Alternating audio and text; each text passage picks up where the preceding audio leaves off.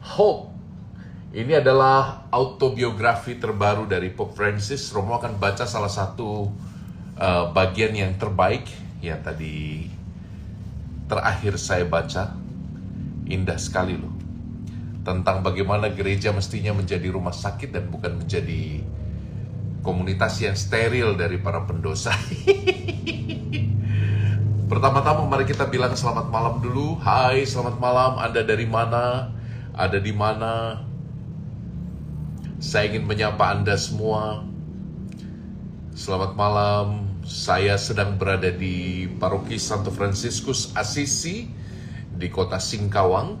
Saya tinggal di pastoran para Pater Kapusin, OFM Kapusin di sini. Saya sangat berbahagia karena di kota yang indah ini Romo menemukan cinta selama hari Imlek ini.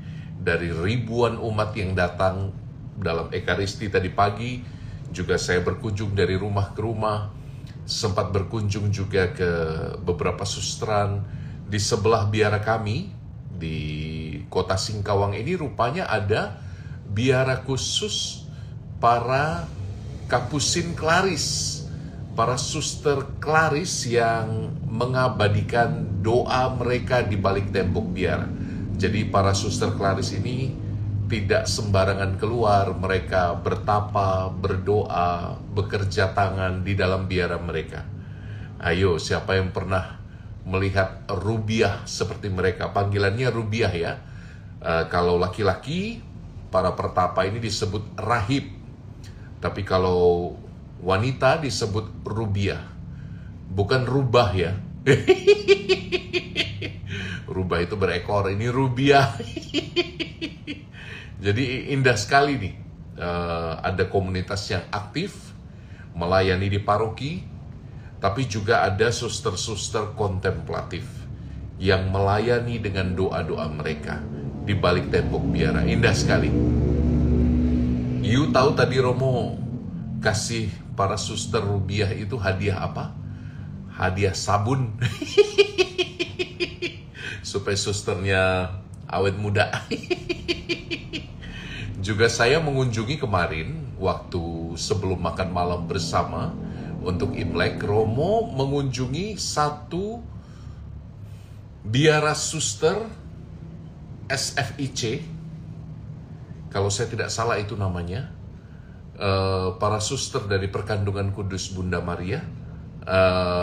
Mereka merawat orang-orang kusta yang ada di kota Singkawang dan secara umum yang ada di bagian Kalimantan Barat ini. Saya berjumpa dengan beberapa pasien yang sudah tidak lagi mempunyai jari jemari atau ada kaki yang diamputasi. Para suster luar biasa. Besok pagi jam 5 Romo akan berangkat lagi ke rumah sakit orang kusta untuk merayakan misa pagi bersama mereka semua. Jadi malam hari ini mungkin Romo akan brief mulai dari jam 21.54 ini sampai nanti jam mungkin 22.30. Kalau Anda mendengar suara kendaraan di sana sini, mohon dimaafkan karena biara kami di sebelah jalan raya besar dan juga Anda tahu ini hari-hari yang penuh dengan suara mercon. Semalam jam 1 malam saya baru bisa tidur karena mercon di mana-mana. Rupanya semeriah itu loh kata Singkawang kalau merayakan Imlek. They are very serious about Imlek. Nah, jadi pertama-tama Anda yang merayakan Imlek, Kyonghi Kyonghi, Kyonghi Kyonghi, Kyonghi Kyonghi. Wah, luar biasa ya. Tuhan memberkati Anda. Yuk, karena sudah mulai banyak yang bergabung, saya minta Anda sebelum kita doa, 5 detik dong, klik like, love, supaya makin banyak yang bergabung. Ada beberapa pertanyaan, ada pertanyaan tentang Allah Tritunggal. Romo sudah pernah buat videonya. Kamu cari aja di YouTube Romo Koko ya. Juga ada pernyataan tentang keuskupan Maumere yang merebut tanah rakyat. Ya, sengketa tanah itu tidak akan bisa selesai dalam sekejap mata. Saya harap keuskupan mengambil langkah yang baik. Romo, saya ngerjain PR diam-diam sambil nonton. Kita, otak itu tidak bisa untuk multitasking, jadi kamu kerjakan saja dulu PR-nya, nontonnya nyusul belakangan. Pulau Gebang, pekan pertama Februari ya, saya akan hadir di Paroki Pulau Gebang, Jakarta. Semoga bisa berjumpa ya. Yuk kita bersatu dalam doa. Kita doa malam bersama. Dalam nama Bapa dan Putra dan Roh Kudus. Amin. Bapa Surgawi, kami merayakan hari Imlek di hari ini. Sebuah tradisi dari budaya Asia Timur yang benar-benar menjadi kesempatan bagi kami untuk berpegang pada tangan Yesus sekali lagi. Untuk membaharui komitmen kami sebagai keluarga Kristiani, untuk hanya mengandalkan Yesus dalam hidup kami. Untuk semua yang sudah berlalu di tahun sebelumnya, kami mengucap syukur kepadamu, ya Bapa yang baik. Terima kasih untuk semua rahmat dan penyertaan-Mu. Di tahun yang baru ini, semoga kami dengan langkah yang optimis, dengan pengharapan yang mendalam, kami memulai hidup kami. Untuk setiap orang yang sedang bergumul dengan masalahnya, Tuhan, semoga Engkau memberi kami harapan. Harapan yang bukan diukur berdasarkan angka-angka manusiawi, berdasarkan statistik dan peluang, tapi harapan yang datang dari persekutuan mendalam dengan Yesus Putramu. Semoga Tuhan Yesus menjadi bagian yang tidak terpisahkan dari hidup kami, agar pelan-pelan hidup kami diubah, ditransformasi, menjadi lebih serupa dengan Putramu. Beri kami Roh Kudus supaya malam hari ini, kami bersama Paus Fransiskus dengan buku terbarunya, Hope, kami belajar menjadi peziarah pengharapan. Semoga kehadiran kami boleh memberkati sesama, boleh membawa harapan mulai dari keluarga kami masing-masing. Untuk relasi yang terpecah, untuk relasi yang rusak, untuk kerinduan dan harapan yang masih membuncah di depan sana, kami persembahkan kehadirat-Mu di tahun yang baru ini. Kami mohon hadirlah dalam percakapan kami malam ini. Semoga percakapan singkat tentang iman, kasih, dan lebih-lebih pengharapan meneguhkan jalan kami di tahun ini. Semua doa ini kami sampaikan padamu Bapa Maha Rahim dengan pengantaran Yesus Kristus Tuhan kami. Amin. Dalam nama Bapa dan Putra dan Roh Kudus. Amin. Guys, Anda bisa tap-tap ya supaya lebih banyak yang bergabung. Anda bisa bagikan linknya juga. Ada sekitar 850 orang nih kalau digabung di TikTok dan di Instagram. Jadi ini buku baru dari Paus Fransiskus. Ini buku keren banget nih, Hope, Pope Francis. Ini sebuah autobiografi beliau yang baru saja keluar. Ini kalau tidak salah keluar di bulan Januari ya, English Translation Copyright 2025. Jadi ini bagus banget. Saya bersyukur sekali bisa dapat buku keren ini. Di dalamnya ada sejarah hidup dari Paus Fransiskus, dan kita bisa mengerti sekarang mengapa beliau itu sangat care kepada orang-orang yang terpinggirkan, orang-orang yang dianggap kecil dan tidak berarti. Masih ingat nggak Paus Fransiskus itu pernah mencium wajah seorang pria yang terkena penyakit tertentu ya, mungkin genetik atau penyakit kulit sehingga kulitnya itu kelihatan meleleh. Saya tidak bisa tunjukkan gambarnya, tapi kamu bisa lihat di Google bagaimana Paus dengan begitu mendalam memeluk laki-laki parubaya itu yang wajahnya sudah disfigured, yang wajahnya sudah hancur seperti kulitnya meleleh, dicium dengan begitu tulus oleh Paus Fransiskus. Yang indah juga dalam tradisi pembasuhan kaki di Kamis Putih, misalnya kita melihat Paus Fransiskus itu membasuh kaki para wanita yang ada di penjara. Orang kan lalu bingung ketika Paus memulai tradisi yang unik ini, membasuh kaki para wanita. Para rasul kan laki-laki, Romo. Kenapa kok ada wanitanya gitu? Ingat bahwa para rasul itu juga pertama-tama adalah figur dari wajah gereja yang universal. Di dalamnya tercantum dan termuat representasi dari seluruh kenyataan gereja universal dalam 12 rasul yang kita cintai itu. Maka kalau pembasuhan kaki lalu ada figur wanitanya, itu bukan berarti hendak menjadikan mereka tertahbis atau mereka mulai masuk menjadi imam wanita, enggak. Tapi itu lebih untuk gestur penghormatan terhadap wajah gereja yang lebih universal. Gitu ya. Nah, ini buku yang sangat bagus, saya sangat rekomendasi, ini keren banget bukunya. Hope, Pope Francis. Romo akan bacakan ya. Ini catatan dia tentang orang-orang yang terpinggirkan. Di halaman 180, Romo bacakan ya. Reality is better seen from the margins rather than from the center. Realitas itu selalu lebih baik dilihat dari pinggiran daripada di pusat, di tengah. Bukankah gunung itu kelihatan lebih indah tuh kalau kita melihatnya dari jauh?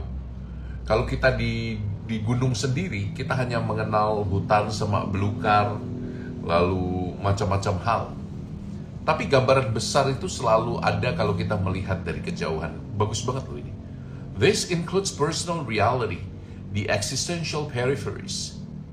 You may have a well-structured thought, but when you talk with someone who doesn't think like you, somehow you need to find a way of justifying that thought of yours. The discussion begins, and the margins of the other person's thought enrich you. Keren banget ini. Ini masih senada dengan live Romo yang kemarin tuh. Realitas, Romo terjemahkan langsung ya. Realitas lebih baik dilihat dari pinggiran daripada dari pusat, di tengah. Dan hal ini berlaku juga pada realitas personal kita, realitas kepribadian kita. Garis batas yang eksistensial, pinggiran yang eksistensial. Kamu mungkin punya pikiran yang terstruktur dengan baik. Tetapi ketika kamu bicara dengan seseorang yang berpikirnya nggak kayak kamu, somehow kamu akan perlu untuk menemukan jalan untuk membenarkan apa yang ada di pikiranmu. Maka diskusinya mulai. Maka batas pinggir dari pikiran orang-orang memperkaya dirimu. Fruitfulness in life doesn't occur simply through the accumulation of information or solely through the road of virtual communication. Berbuahnya hidup tidak terjadi secara sederhana pada bertambahnya pengetahuan atau hanya lewat jalan komunikasi virtual, but comes from the changing the concreteness of existence. Tapi datang dari konkret, dari hal-hal yang konkret, dari hal-hal yang nyata, eksistensi yang konkret nyata dalam hidup kita yang terus berubah. Virtual love does not exist. Cinta virtual itu nggak eksis. Love is a concrete requirement and experience. Bagus banget kan? Cinta itu, aduh ini kata-kata hari ini mungkin ya. Cinta itu adalah syarat. Cinta itu adalah syarat dan pengalaman yang konkret. Teman-teman, ini mau menunjukkan pada kita bahwa jangan takut kalau kita berada di pinggiran. Karena kalau kita berada di pinggiran, kita akan berjumpa dengan batas pikiran orang lain.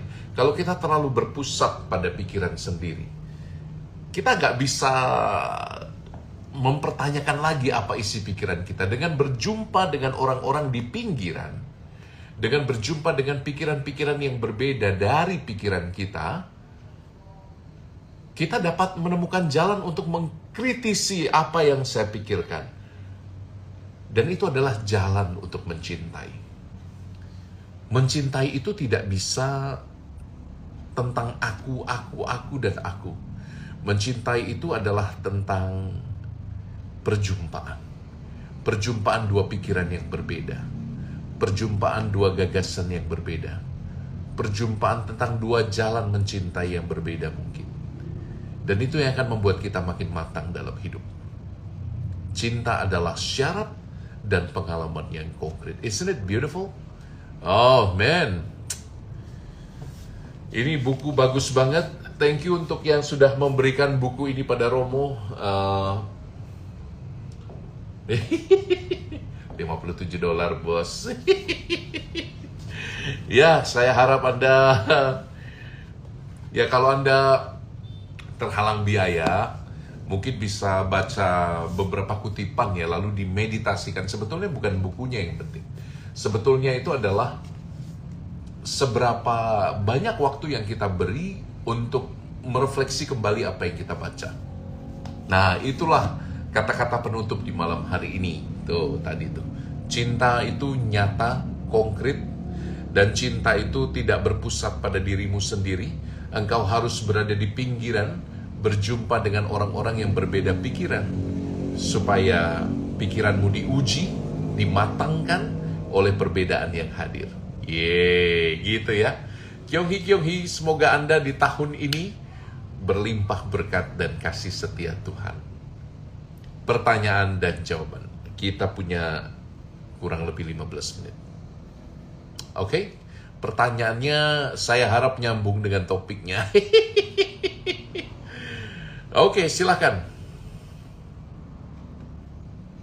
Wah, luar biasa nih, tambah banyak yang ikut. Ada 600-an nih di TikTok. Hampir 300 di Instagram. Hai. Kyung-hee. Minta solusi Romo untuk melepaskan seseorang. Ya, kalau kamu sudah terikat pada komitmen yang serius seperti perkawinan, ya kita pertama-tama bicaranya bukan tentang melepaskan ya, tapi tentang maaf, tentang pengampunan. Ada video dari Sis Mary Riana yang keren banget dalam wawancaranya dengan Habib Ja'far itu ya. Habib Ja'far itu kan penasaran, kok orang Kristen gak cerai sih? Kok orang Kristen itu kalau tidak cocok dalam pernikahan, mereka tidak bercerai, kenapa sih? Ya minimal mereka tidak menikah lagi gitu loh. Karena rupa-rupanya adalah pengampunan menjadi akar dari Kristianitas. Di dalam iman Kristiani, sebagaimana diakui juga oleh Habib Ja'far, kita menemukan mutiara pengampunan sebagai mutiara yang indah. Kita diajarkan untuk mengampuni.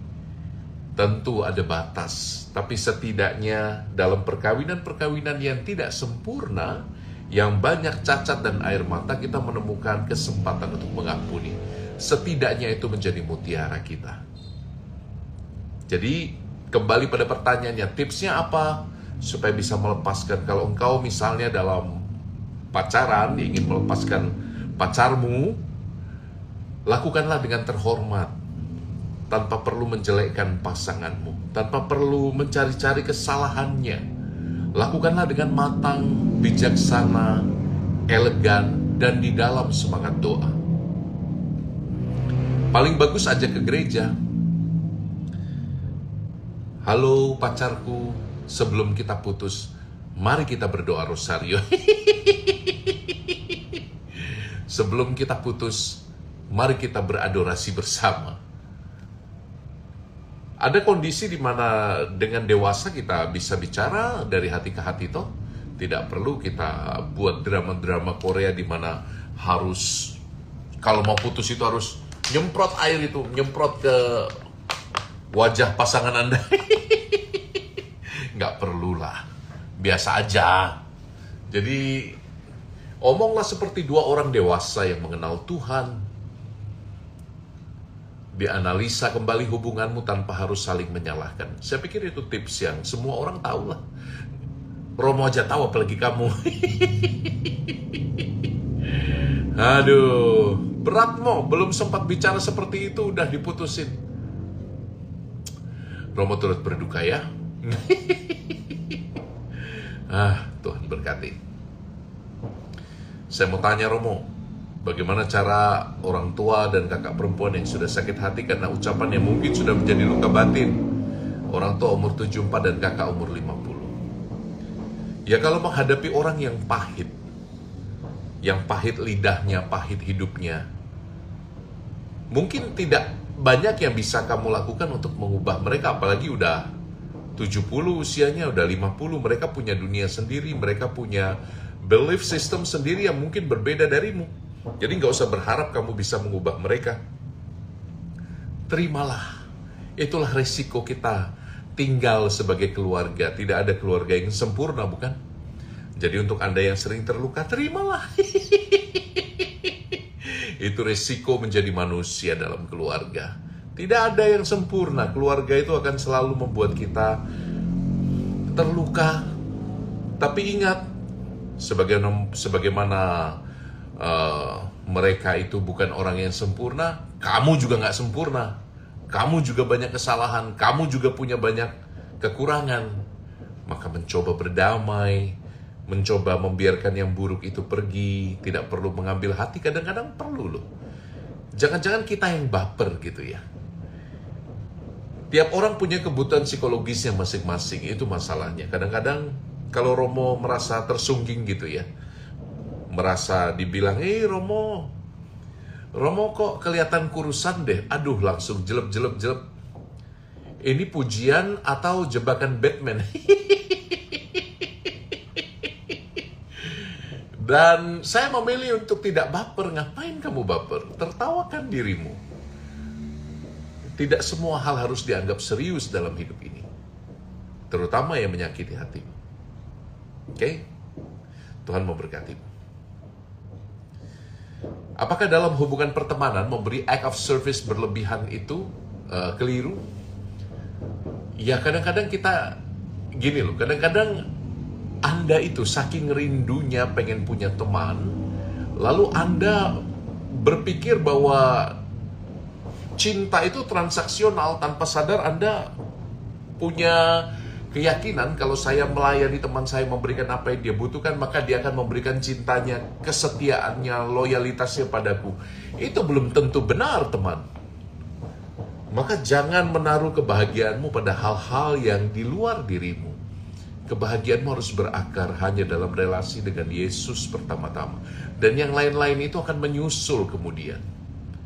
Jadi, melayani boleh saja, tapi tidak perlu ada motivasi supaya dia setia padaku, supaya dia lengket padaku.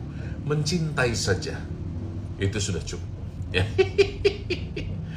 Pastor, kenapa semakin dekat Tuhan semakin banyak masalah gitu ya? Ya emangnya kamu tahu dari mana bahwa orang kalau nggak dekat sama Tuhan nggak ada masalah? Ini bias pemikiran yang tidak logis, yang kadang-kadang sesat.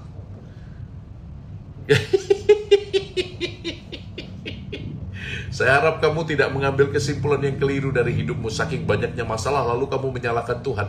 Banyak hal terjadi karena kecerobohan kita sendiri loh. Kalau mau jujur. Banyak hal terjadi karena kita menunda-nunda menyelesaikan persoalan lalu menumpuk di ujung. Banyak masalah itu terjadi karena kita nggak sadar bahwa kita itu bermasalah juga. Lalu akibatnya tiba-tiba semua datang menghampiri kita. Masalah. Dan ujungnya, Tuhan mengapa aku dapat masalah sebesar ini? Bos, pakai akal sehat bos. Gitu ya. Jadi kamu nggak tahu toh. Semakin dekat sama Tuhan emangnya semakin banyak masalah ya. Belum tentu benar itu pikiranmu itu. Daripada fokus ke masalahnya, lebih baik fokus pada solusi. Pertanyaanmu kan seperti mengasihani diri sendiri. Saya agak alergi dengan orang yang suka mengasihani diri sendiri. Berjuang gitu loh. Oke. Gitu ya. Sorry ketus. Aduh. Tips sabar gimana Mo? Romo kan baru terkena banjir dalam perjalanan menuju Singkawang kemarin. Tahu aja orang ini. Siapakah engkau?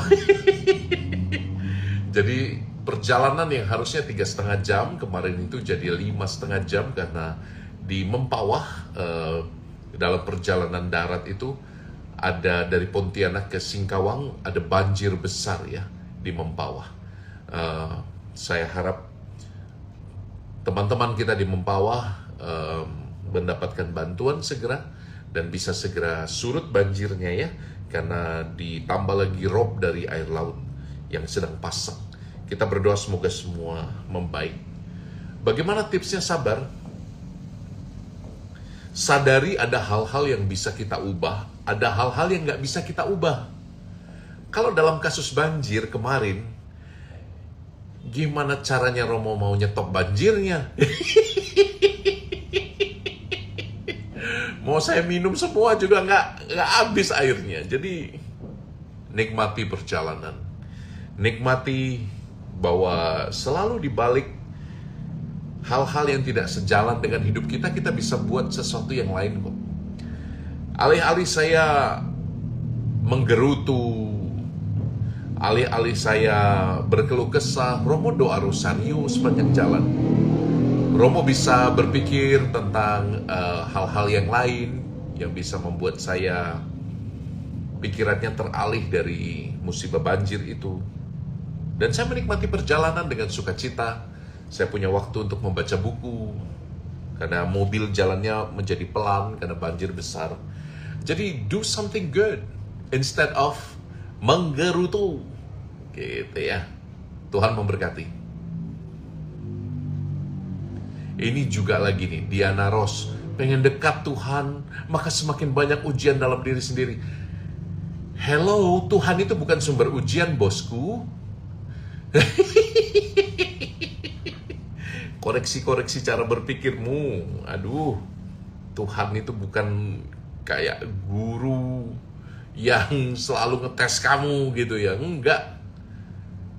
Harusnya orang semakin beriman, semakin dekat pada Tuhan, hidupnya tuh semakin happy, semakin bahagia, bukan merasa semakin teruji. Ini kebanyakan nonton drama-drama, sinetron-sinetron azab dari server sebelah ini. Tuhan tidak sedang mengujimu, teman. Kalau ada hal-hal buruk dalam hidup kita, ya terimalah dengan lapang dada. Kan sama seperti siapa kisah Ayub toh, kalau aku mau menerima apa yang baik dari Tuhan, mengapa aku tidak mau menolak? Kenapa aku tidak mau menerima apa yang buruk? Aduh, sorry ya, Romo tidak sangat simpatik malam hari ini.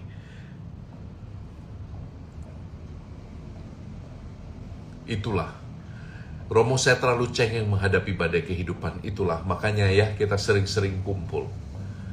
Orang cengeng itu tanda bahwa dia banyak bergumul sendirian.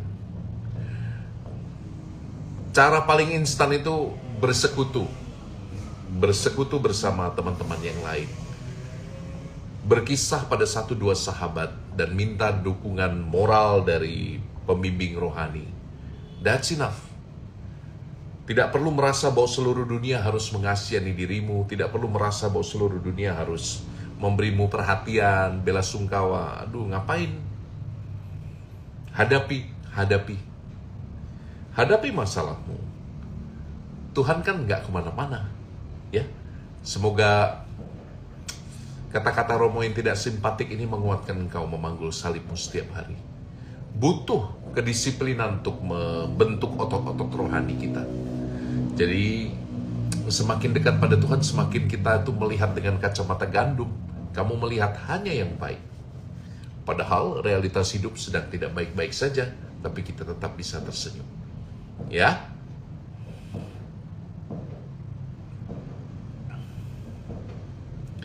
Terlalu banyak pertanyaan nih.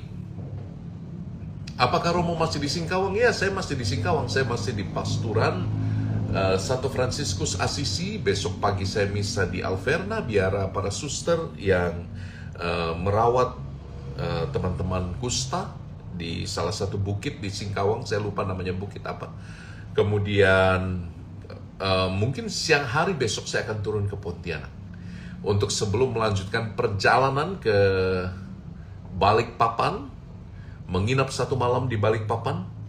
Lalu setelah dari Balikpapan, Romo akan menuju Sangatta di Kalimantan Timur dengan pesawat perintis. Wah, semoga baik-baik aja ya pesawatnya ya. Karena biasanya sebelum naik pesawat perintis itu yang pakai baling-baling, itu pesawat kecil 10 orang, itu biasanya penumpangnya pada ditimbang. Kalau ditimbangnya pakai timbangan yang pakai jarum, wah kayaknya bakal balik ke nol lagi nih timbangan Romo. Jadi weightless. Aduh, gawat. Doakan saya ya. Semoga cuaca baik-baik saja, karena pesawat baling-baling itu kan tidak bisa sangat tinggi ya. Jadi doakan Romo supaya pesawat baik-baik saja. Saya akan terbang bersama Pegasus Air. Itu maskapai yang belum pernah saya dengar sebelumnya. Aduh, doakan saya.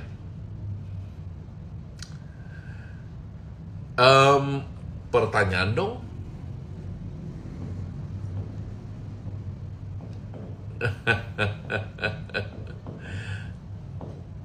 Thank you. Safe flight. Thank you. Romo, aku sudah mau tidur. Puji Tuhan, setiap mau tidur senyum lebar merekah di bibirku karena Bapa menyertaiku. Ya, puji Tuhan.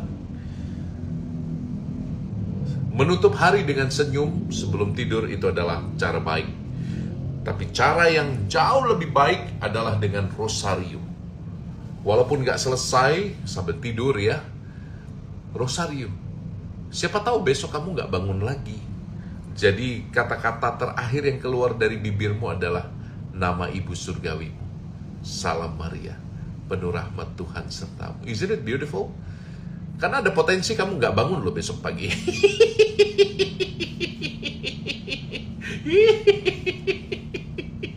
Kalau gak bangun gimana coba?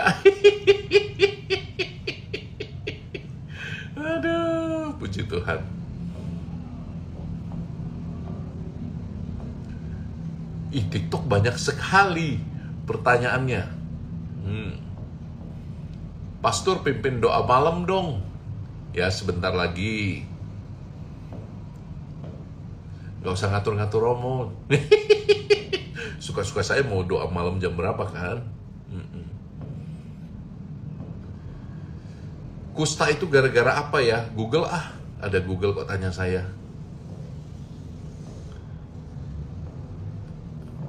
Ada pertanyaan kah yang relevan dong? Tadi kita udah sedikit ambil satu paragraf dari bukunya Paus Fransiskus ya. Jadi jangan takut untuk berjumpa dengan mereka yang berbeda.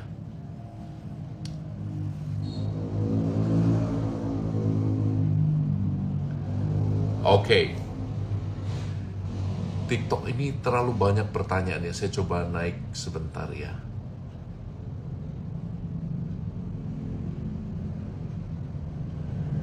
Oh, saya mimpi buruk Romo 2 hari yang lalu. Tapi untung puji Tuhan dalam mimpi pun saya selalu ingat doa Salam Maria. Hebat. Bagus. Mimpinya pun doa ya. Wah, kamu tidak jauh dari kerajaan Allah. Jangan cepat-cepat masuk tapi.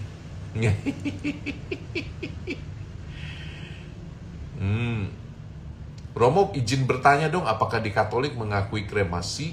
Jadi kremasi itu diperbolehkan dalam gereja Katolik ya teman-teman ya. Ada instruksi dari Vatikan yang terbaru tentang kremasi. Hanya saja abu tidak boleh disebar. Keutuhan badan dijaga dengan cara memasukkan abunya ke dalam guci khusus ya. Lalu boleh diletakkan dalam rumah abu atau kolumbarium. Atau diletakkan, kalau mau diletakkan di dasar lautan, harus diberi pemberat dan disegel. Jadi tidak boleh disebarkan. Ini lambang atau usaha untuk menjaga keutuhan badan. Sebagaimana juga terjadi dengan pemakaman biasa. Ya. Tuhan berkati. Aku pernah mimpi romo-romo paroki di tempatku, Romo. Aku malu banget. Ya, nggak apa-apa. Itu mungkin undangan bagimu untuk berdoa bagi para pastor.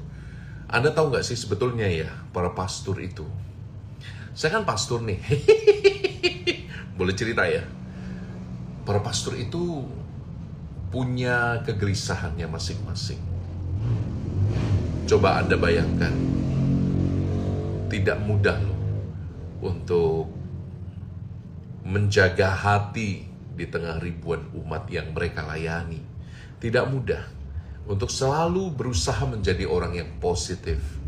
Tidak mudah loh untuk just be there, mendengarkan tanpa berusaha untuk menghakimi. Tidak mudah loh. Karena sadar tidak sadar, kami para romo itu, para frater, suster, bruder yang berkarya melayani umat secara aktif di gereja atau dimanapun juga, tiap kali kami mendengarkan air mata umat, tiap kali kami mendengarkan kisah-kisah yang pedih dan penuh dengan penderitaan, satu, itu mengingatkan kami akan penderitaan kami sendiri. Dua, itu mengingatkan kami akan begitu banyak orang yang harus kami hibur. Ketiga, itu mengingatkan kami akan ketakutan kami sendiri kalau-kalau hidup kami justru membuat orang lain menderita.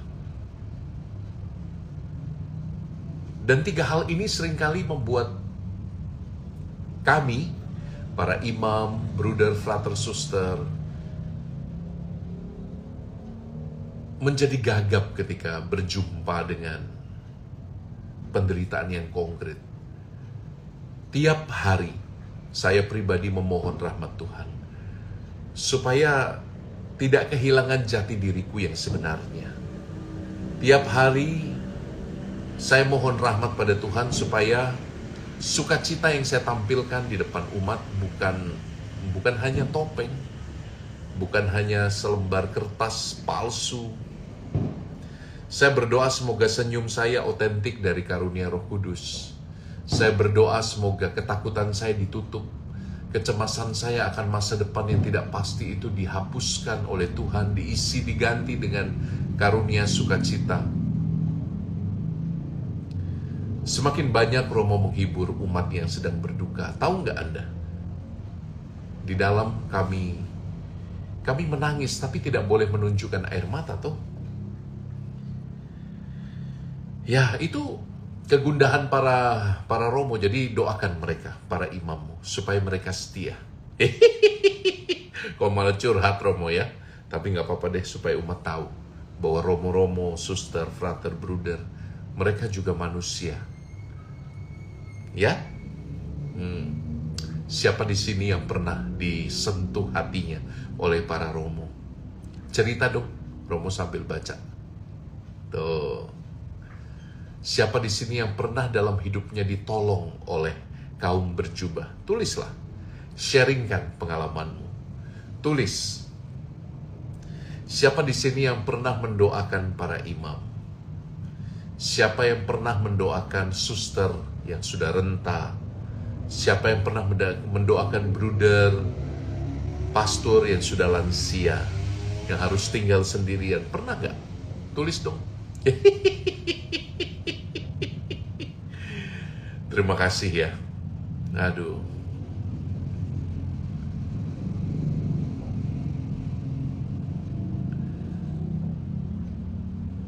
Sambil baca-baca Romo, menarik ini.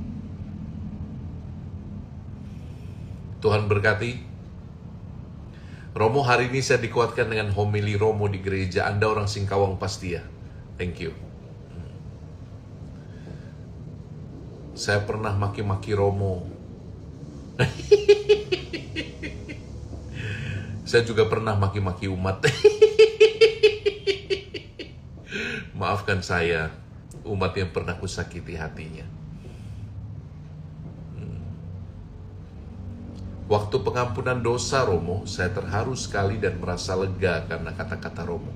Pulanglah, engkau sudah diampuni. Luar biasa ya, kamar pengakuan itu. Wow.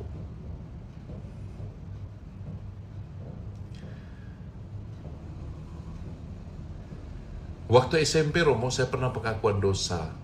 Sambil curhat 2 jam. Waduh, curhat apa itu? Lalu dipeluk oleh para suster. Luar biasa ya. Kemarin, Romo cerita ya. Sebelum doa malam nih udah 10:30. Kemarin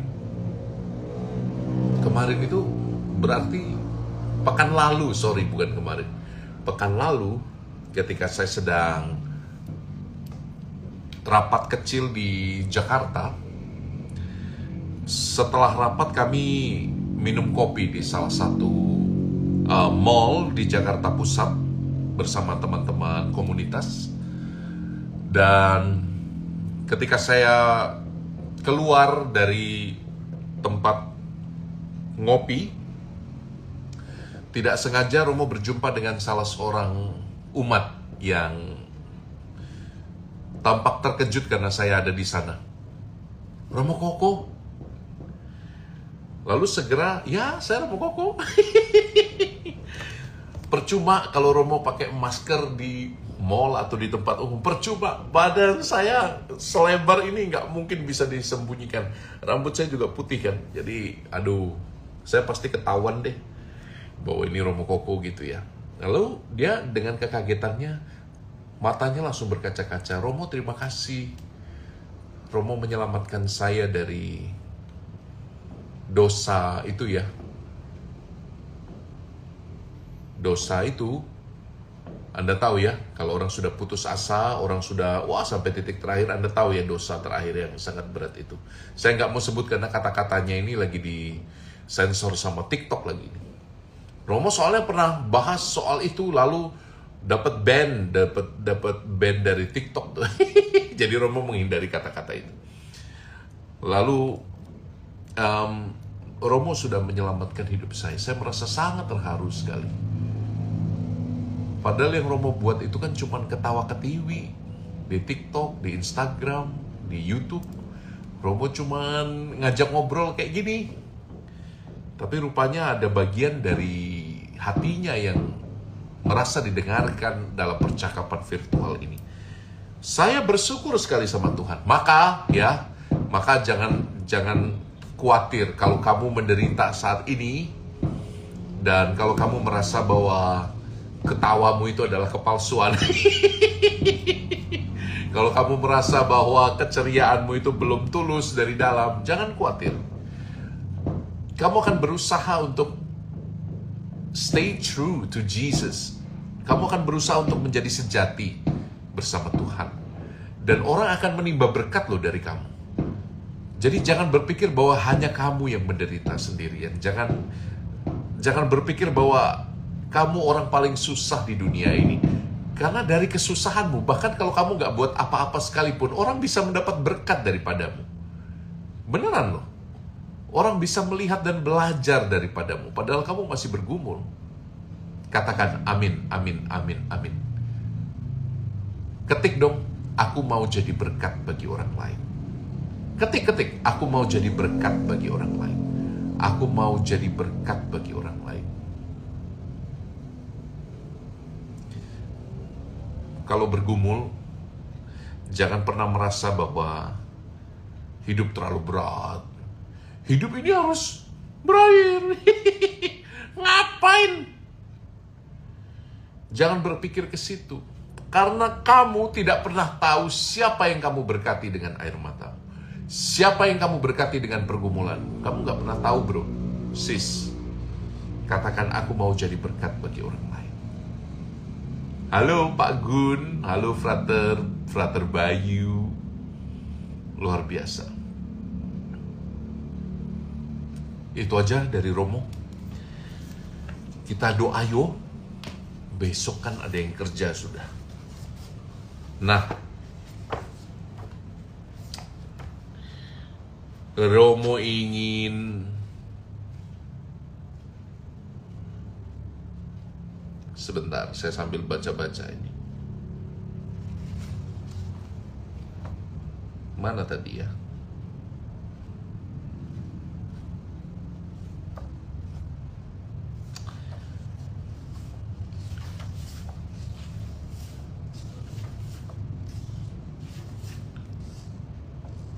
Romo ingin mengingatkan teman-teman ya, bahwa sekali lagi seperti kutipan Paus Fransiskus yang tadi Romo baca dari buku ini ya.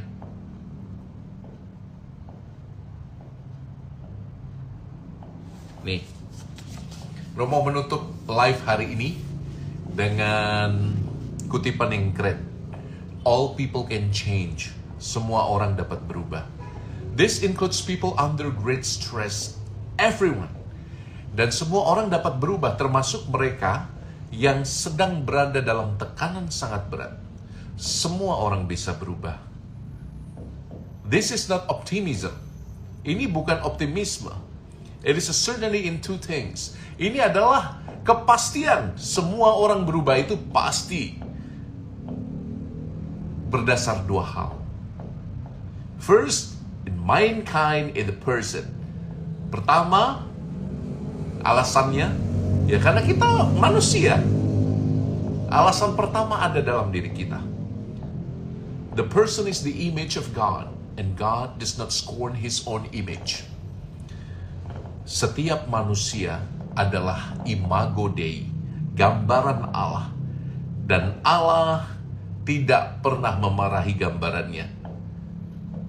Allah dengan cara yang luar biasa menebus gambar itu kita manusia.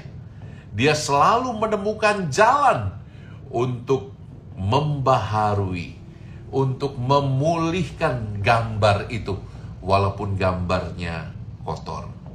Yang kedua, kita punya kekuatan Roh Kudus yang mengubah suara hati kita.